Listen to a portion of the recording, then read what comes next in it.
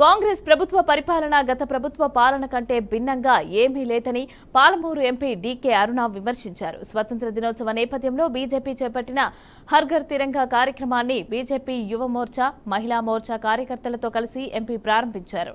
Mahabub Nagar Subhash Chandrabose circle నుంచి తెలంగాణ చౌరస్తా దాకా తిరంగ యాత్ర ర్యాలీ చేపట్టారు.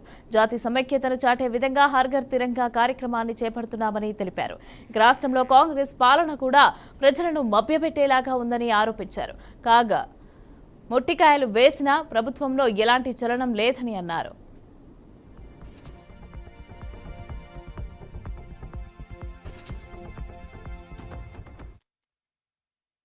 వాటన్నిటి కూడా సద్వినియోగం చేసుకోవడానికి ఏ విధంగా మనం తెలంగాణలో అత్యధికంగా ఏ ఏ గ్రామాలకు రోడ్లు లేవో, ఇంతవరకు రోడ్డు సౌకర్యం అనేది లేదో,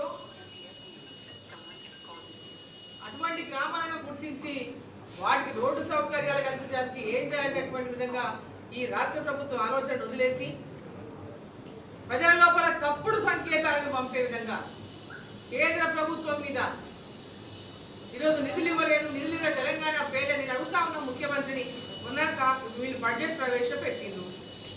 ఆ బడ్జెట్ ప్రవేశపెట్టిన దాంట్లో అన్ని జిల్లాల పేర్లు వచ్చినాయి. అదంట ప్రతి జిల్లాకి ఇంత ఇస్తున్నా అని చెప్పిండు. ఏమన్నా ఈ జిల్లాకింత, ఆ జిల్లాకింత రాసిచ్చిండు ఏమైనా కాగితం?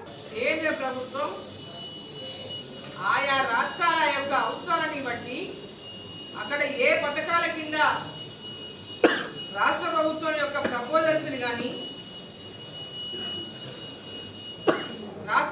ఆ రాష్ట్రాల్లో ఉన్నటువంటి స్కూల్సా, లేదా మెడికల్ కాలేజీలా, లేదా హాస్పిటల్లా, లేదా రోడ్లా, వీటన్నిటికి వివిధ